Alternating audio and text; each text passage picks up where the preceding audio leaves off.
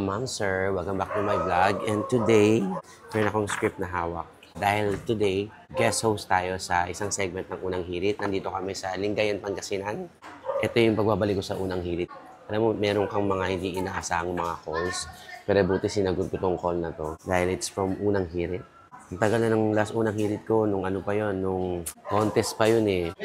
Unang Birit pa yung last ko na guesting sa Unang Hirit.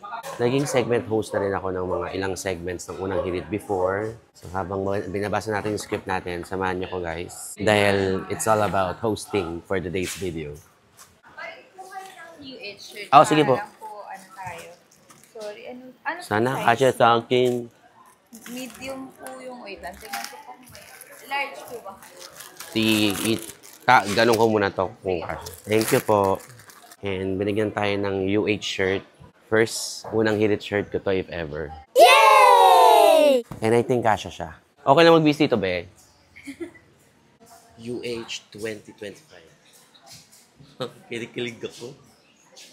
Kasi naging UH host na rin ako parang 2024 yata yun. Kasunod-sunod yung mga segments. And now, 2025, UH guest host pa rin ako.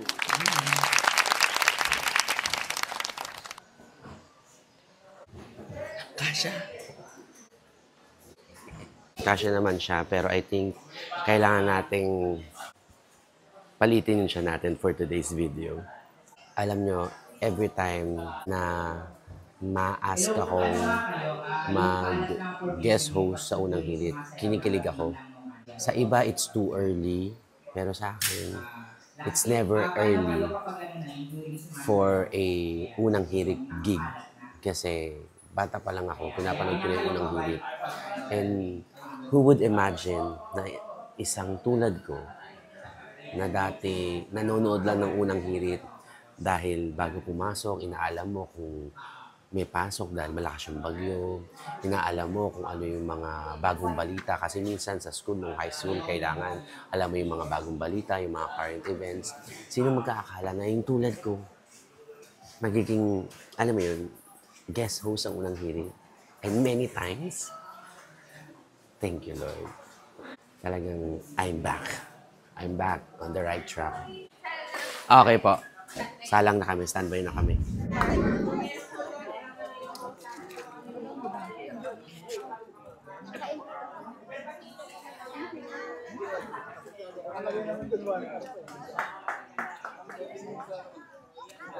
Good morning, Roxy. Ay, hindi naman totoo yan. Unang Hirit. Ready na siya, guys. Ready na siya. Basa muna tayong script, ha? Wait lang. Hello, mga kapuso! Masantos ya kabwasan! Bangon kilang! Saya dito! Grabe! Ang init naman ng pagtanggap ng mga kapuso natin dito sa Lingayen, Pangasinan. Yes. I love Lingayen. Sobrang gising na gising. Akala mo nakakumpleto ng tulog kagabi. Lalo ito si nanay. Ang taas ng energy ni nanay. Ayan, nanay, hello po. Magandang umaga po sa inyo. Hello po, ang taas po ng energy niyo. Ano makinain yung almusal? Hindi pa ka po nag-aalmusal. Hindi pa nag-almusal? Bakit naman hindi pa nag-almusal? Pero super energy, wala pang almusal yan. Siyempre, papatalo pa si Tata. Si Tatay, napaka-hyper din ni Tatay eh. Ayaw din magpatalo. Kahit pakita ng mga moves mo dyan. 1, 2, 3, go! Okay, good morning guys. Good morning. Kumakaldag agad si Tatay. Umagang-umaga pa lang. Marami po kaming surprise ang iati sa inyo ngayong umaga, mga kapuso. Yes! Rocky, ano ba mga abangan natin today? With our mga kapuso dito sa Lingayen, Pangasinan. Ay, yes, syempre. Ayan, nasa bagoongan tayo. So, syempre, bagoong partner. Yes, palalaking pa natin ang smile ng ating mga kapuso today. Dahil marami kaming nandang surprise mga kapuso. Yes, and preserve ang So, nakikita niyo po ang mga paggawa ng bagoong dito sa Lingayen, Pangasinan. Abangan niyo po yan. Dito lang po sa number 1 tambahay ng buong Pilipinas. Unang Hirit!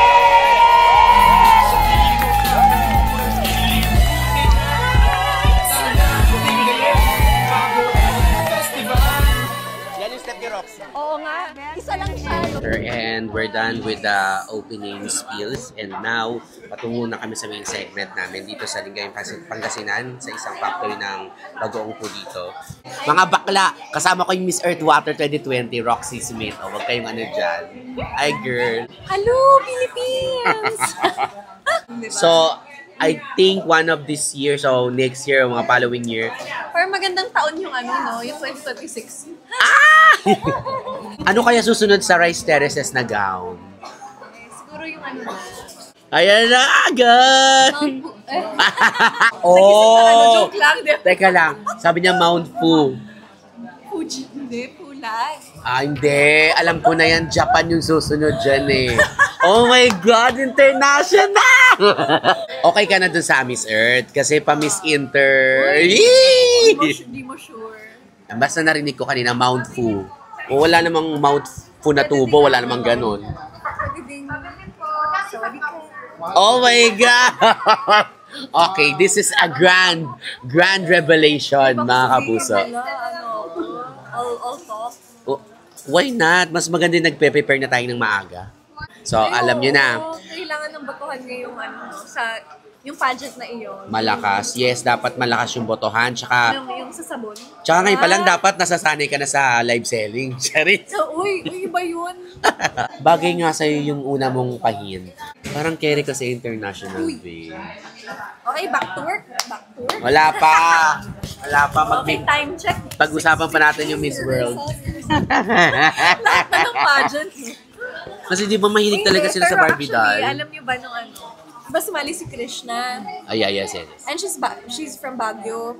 And then pares kami ng team. Before Krishna, kasi last minute yung decision ni Krishna na mag-step down as Miss Charm. Ano, it was me first yung nagko-contemplate mag-Miss World. Pero ano pa ako nun, may teleserye pa ako nun. So it's not meant to be pa. So it wasn't meant to be. And taon-taon nagiging ganun yung masasakto may trabaho. Pero Tapos, sabi mo, hindi pa ready. Sabi mo magandang year 2026. Parang 2026. Wala naman ng age limit, di ba? Uy! Yeah. Alam nyo na aware siya sa mga bagong rules. Hindi, pero actually, yung sasabi ko nga sa sarili ko, mahilig kasi ako manood. Kasi other than Buconera ko, ayaw niya. Mapakinggan ko talaga other lahat. than Buconera ako, funny din ako. Parehas lang tayo. Kaya gusto ko din naman na nanonood. Sabi ko nga minsan, mas masarap na naman noon. Eh, mas maganda yung ikaw yung pinapanood naman namin doon. Uy, Siyempre marami din nag-aabang sa'yo, walang halong charot. talaga ba? Siyempre ang ganda nung iniwan mong Baka streak, di ba? nakalimutan na, Charis. Ay, hindi ka nakalimutan, Day. Wala makakalimut sa Rice Terraces na gown mo, Baka Day. shoot na nga kay Seven Barreto. Oh, yun na. Ayun na, Day. Nagpe-prepare na po siya. Pero yung totoo, international or world? Or universe? And why? Honestly, Sa bawat ano, isa. International muna. It was my dream naman, of course, to join Miss International. I met Miss Lara Kigaman once and she was so nice. And shinare niya sa akin yung wisdom and yung experience niya nung jumoin siya. And na-inspire ako sa kanya. And parehas kasi kaming short queens. Kaya nga na-inspire nagwagi. ako sa kanya na kaya naman pala. I really love Japan. I love the culture. Gusto ko talaga siya. Di, tsaka pag nakita niyo siya sa personal, sa DVD ba sobrang ganda? Sa personal, yan talaga yung prototype ng international. Talaga ba? Ganyan. Paano ba yung Akala ko, parang iba na yung prototype ngayon. Yung morena na, gano'n. Yung alam mo yung... Malalaman natin pag nanalo si Ay! Pag nanalo uy, siya. Ang lakas ng pambato natin this year. Yes, I malalaman love natin her. kung nag-iba na yung prototype ng Japan for Miss International. Pero I think it's more of inclusive sa lahat. More Actually, diverse. yun din pansin ko. Technically, wala na masyadong prototype, I guess. Honestly, I like a lot of other pageants. Parang it's a mixture of I'm a fan of Miss World. It starts off with being a fan. I'm a fan of Miss World. I'm a fan of Miss International, Miss Universe. So parang lahat naman. Ako, I'm not closing my doors. Tsaka wala akong specific na... Basta yun, tara, work tayo. Last na lang. Sabi mo, you're not, closing any doors. Nahihirapan na sumagot no? Sabi mo, you're not closing any doors. Eh, paano kung kumatok sa'yo yung pinto ng Miss Universe Buksan Philippines? natin yan. Ayun!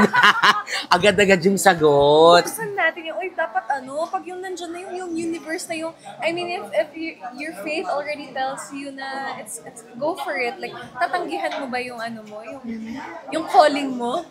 Pero eto ngayon ko lang naisip. Kung may calling, Meron yan, may calling, pero di ba today nandito tayo sa Lingayen, Pangasinan. We are covering a bagoong factory. Yes. Eh, sino lang ba yung pageant na nagla-live selling ng bagoong? Ay, ikaw talaga. Napansin ko lang yun, ha? Napansin ko lang po. Ano masabi mo pala, we have our very first Miss Grand International. Oh my God, I love CJ Opiasa. Funny talaga ako. Na-meet ko siya lately. Sobrang bait. Mas naging funny ako. Pero bago ko pa siya na-meet, bago ko pa siya nakita in person, funny na talaga ako. Alam mo yung performance niya nung Miss Grand Philippines. Di ba umuso yun sa TikTok? Yes. Pre-practice ko yun sa bahay. Tapos na-memorize ko siya. Tapos ginawa ko siya, ni-record ko siya. Pero syempre nasa drafts ko lang. Ganun ako ka-funny. Just the best of the best talaga. Kaya idol ko talaga siya. Tapos ito na nga na-meet ko si Baklang Bait. Pare sila, mabait. Nirestory niya pa yung picture namin sa Instagram, kinilig ako. Oh. Funny, sabi ko sa'yo, funny ako, manood na nga lang tayo. Maraming salamat, Roxy. So, may mga pa-hint na kayo, ha. So, if ever next year, makita natin siya sa mga final screenings, supportahan natin si Roxy, Ewan ko ha? sa'yo. Roxy. Uy, baka sabihin nila. Roxy for International, World, Grand, and Universe. Ay, uy, wait lang. Yeah. Oh, magandang tayo. Halika na, there's na kami, guys, ha. Roxy, thank you. Okay. Happy ko pala. Ganda na sa personal guy.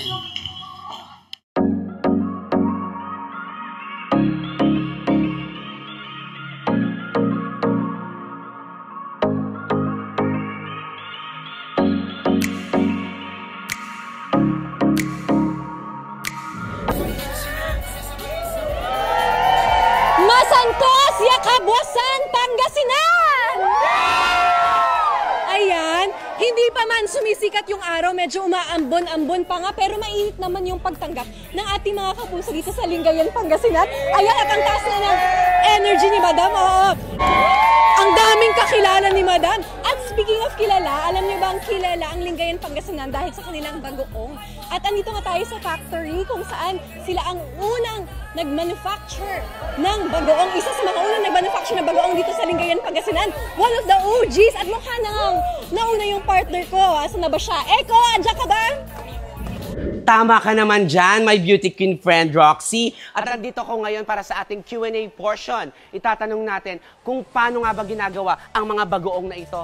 Paano nami-maintain ang lasa na binabalik-balikan sa kanilang bagoong. At sino ba ang makakasagot niyan? Walang iba, kundi ang may-ari ng bagoong factory na ito. Walang iba, kundi si Mr. Menandro Molano, a.k.a. Boss MM.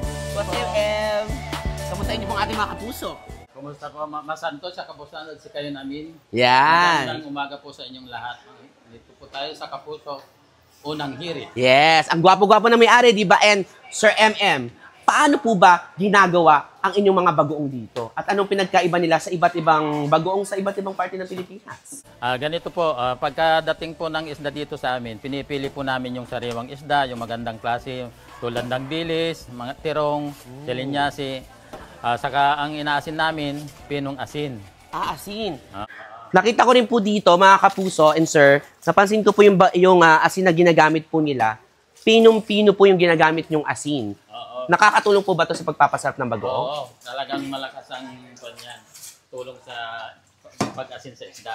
Okay, itatry ko yung lamas o paghalo nito. Okay lang po ba, kuya? Ito, yung iba kasi pinapalad, tayo pinapala natin. Okay, mabigat pala siya. Okay, let's be a poor man for a day.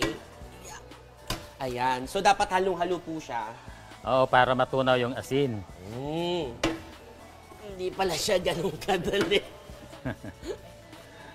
Ayan. O kuya, pakituloy na dali para sumarap lalo yung bagoong natin.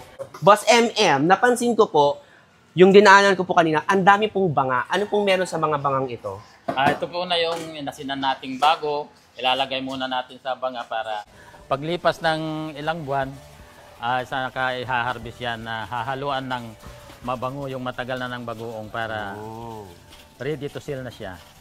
So, kailangan pinapatagal talaga siya, sir, no? Opo, yun ang sekreto ng bagoong. Yung maraming Matagal. para babango siya. Buti pa yung bagoong pinapatagal yung relasyon nyo, hindi. Charis! And sir, pwede po bang makita natin yung laman nitong mga nasa part na ito? Opo. Doon kasi nilagay yung mga inasinan eh. Dito po, Ito po yung mga nahaluan na ng may aroma, yung matagal ng binagoong namin. so ito po isang klaseng isda po o marami iba't ibang klaseng isda? Iba't ibang klaseng isda, mayroong dilis, mayroong tirong, mayroong galunggong. So iba't iba pala yung mga nakalagay dito. Ito po yung pwede nang i-grind, tama? Opo. Pwede rin itong i-grind na. Yun po yung nilalagay po namin sa nakabattled na. Speaking of nakabattled na, ito na po ang ating mga finished product. Ginagawa po, isinasalin po ng ating mga gandang mga ladies. Hi, ladies! Ayan si ate. Focus si ate. Sir, ano po ang espesyal sa bagoong nyo? Ang espesyal sa bagoong namin talagang may sikreto yan. Siyempre,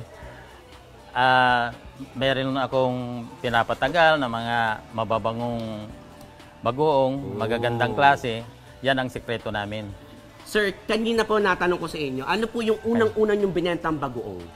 Alamang po ang una naming business. Ngayon, ang best-selling nyo pong bagoong ay? Itong boneless bagoong, ang best-selling namin, saka yung patis. Kung ano yung gusto ng customer, iyon po yung bibinta namin sa kanila. Ayan. Dahil sinabi niyo inyong bestseller, ito po yung kanilang bestseller, mga kapuso. Kaya naman, partner Roxy, hinandaan tayo ni Sir MM ng bagoong. May kasama ng mangga, okra, tsaka talbos. Kaya halika na, Sir, kakainin na namin to, ha? Roxy, sige po, ito na. sige. Halika na, daliday. Kain tayo.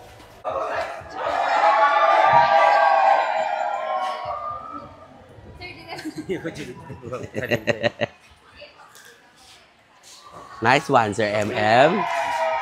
Pwede tayo sir, parang sockmed lang na with kayong dalawa. Parang lang, walkthrough lang nung sir.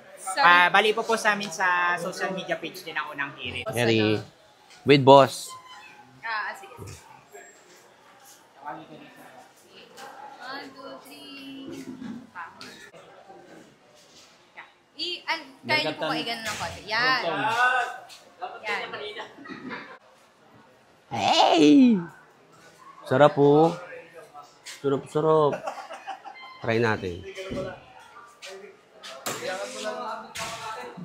Ang sarap, B.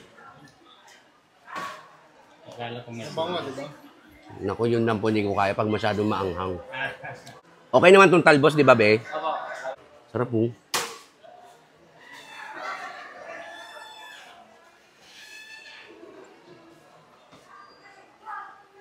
Ang bagong talaga masarap sa mga steam lang.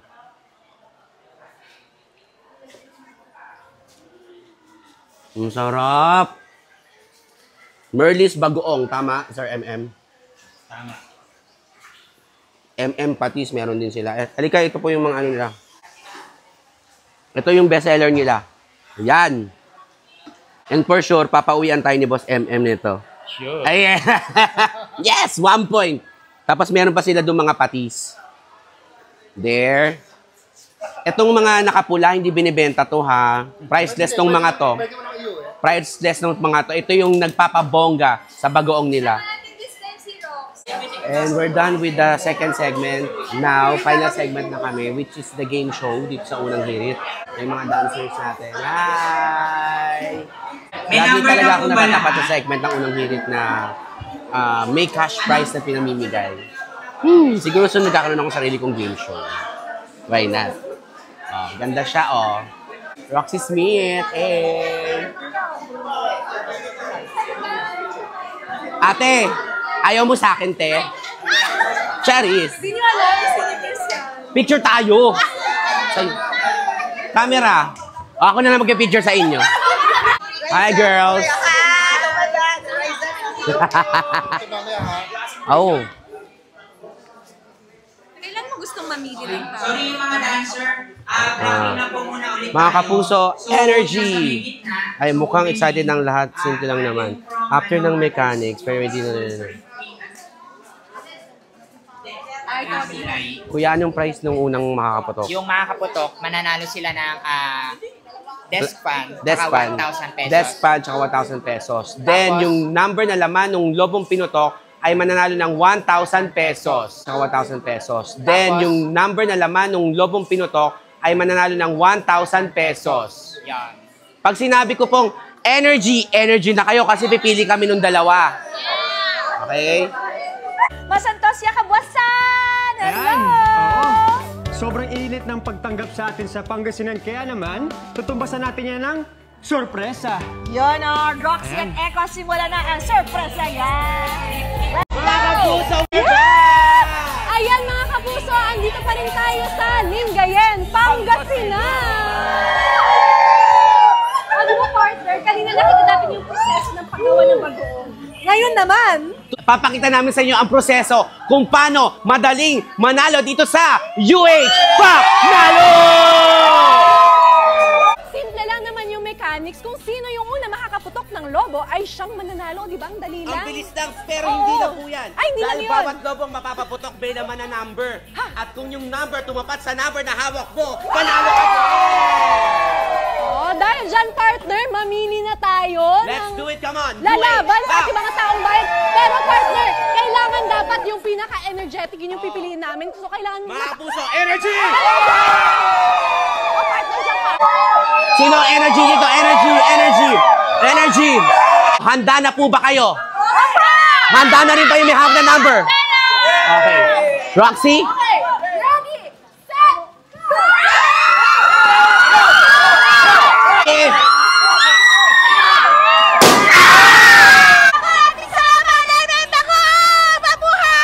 Okay, nanalo po kayo ng 1,000 piso! at saka isang desktop! Marami pong salamat! O na, hawakan mo po to.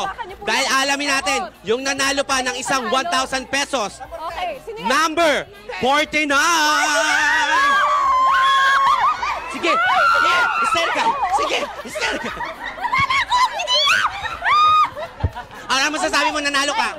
Salamat na balbala! At dahil Congratulations! dyan, nanalo po kayo ng 1,000 pesos! Ang saya na ate mga kapuso dito sa Lingayen. Ate, 49! May t-shirt ka May din. t-shirt. Ito talaga yung premyo na. At syempre sa ating Opelia rin meron ding t-shirt. Ganyan kadaling manalo dito sa UH Pop Nalo!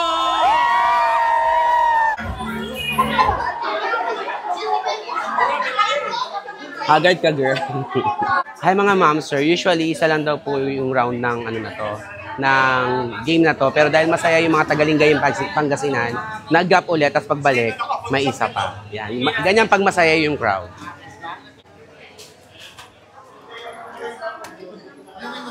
Hindi.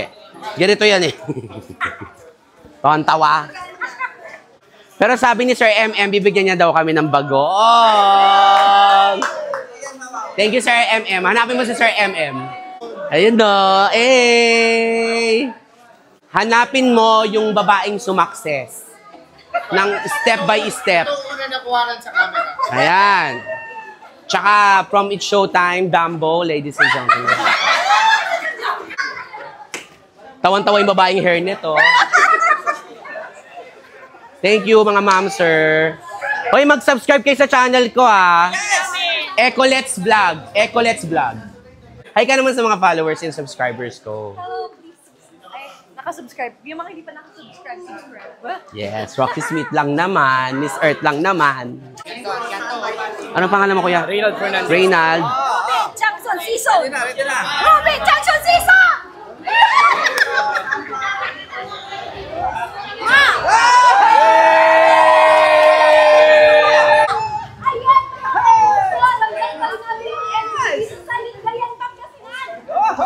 And, kasama po natin si Reynald at saka si Ate Ruby. Ready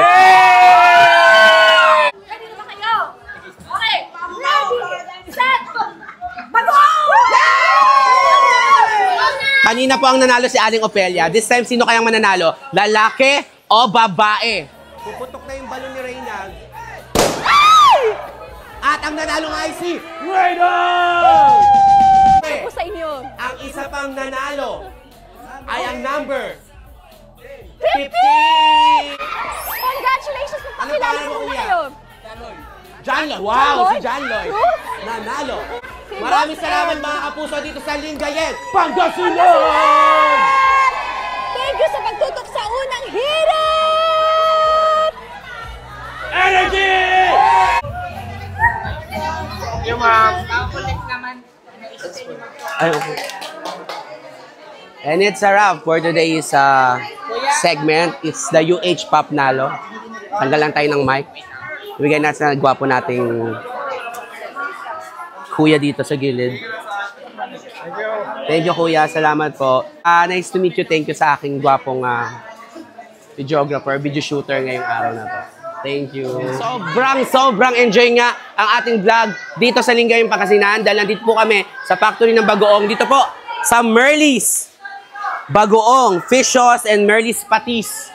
Kasama natin si Boss MM, ang may-ari ng factory nito. Napakasarap ng kanilang bagoong and papauwian niya tayo. Yes! Thank you, Sir MM. Maraming salamat. Mga Ecolets, pag napunta kayo ng Pangasinan, saan po nila kayo makikita, Sir MM? Dito lang sa aming barangay, Pangapisan North, Lingayen, Pangasinan. Yan. Sa pinakamasarap na bagoong dito. Check it out. World Best Bagoong. Yes! Maraming salamat, mga Ecolets.